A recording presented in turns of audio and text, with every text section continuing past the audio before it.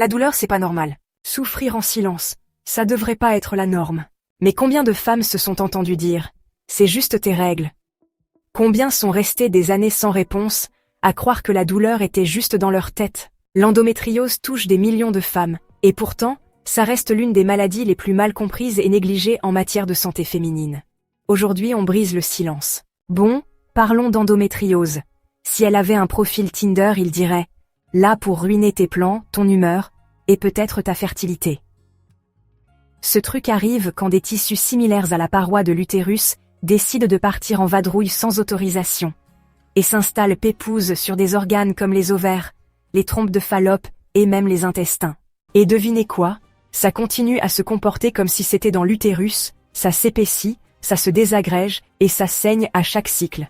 Mais au lieu de sortir comme des règles normales, ça reste coincé, provoquant des inflammations, des cicatrices et des douleurs qui peuvent transformer le quotidien en cauchemar. Les scientifiques se crêpent encore le chignon sur la cause.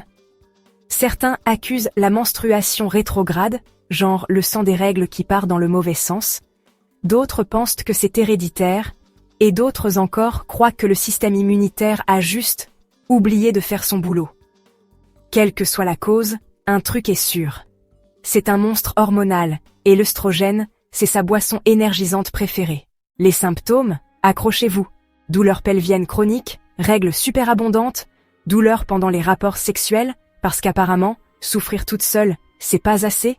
Problèmes digestifs qui ressemblent au syndrome du côlon irritable, une fatigue qui te fait remettre en question toute ton existence, et dans certains cas, l'infertilité. Mais attendez. Pour le diagnostic, c'est comme essayer de convaincre un médecin que vous ne faites pas du cinéma.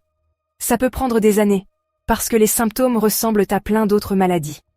Un examen gynécologique, c'est la première étape, mais le vrai verdict, il vient de la laparoscopie, une petite intervention chirurgicale pour voir ce qui se passe vraiment.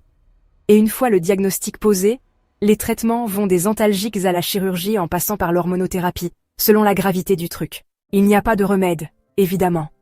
Mais changer son mode de vie, comme adapter son alimentation, faire du sport et gérer son stress, peut aider à gérer les symptômes. Mentalement, c'est épuisant. Douleurs chroniques, anxiété, dépression, et l'impression que personne ne comprend vraiment, ça laisse des traces.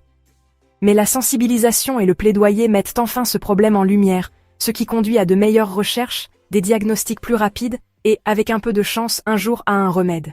En attendant, il faut continuer à en parler, parce que trop de femmes sont encore ignorées quand elles disent qu'elles ont mal. Alors, dites-moi dans les commentaires, combien de temps ça vous a pris, ou à quelqu'un que vous connaissez, pour avoir des réponses, lançons la discussion. Et si ce n'est pas déjà fait, abonnez-vous à la chaîne pour nous soutenir. Prenez soin de vous, prenez soin de vos proches, et on se retrouve dans la prochaine vidéo.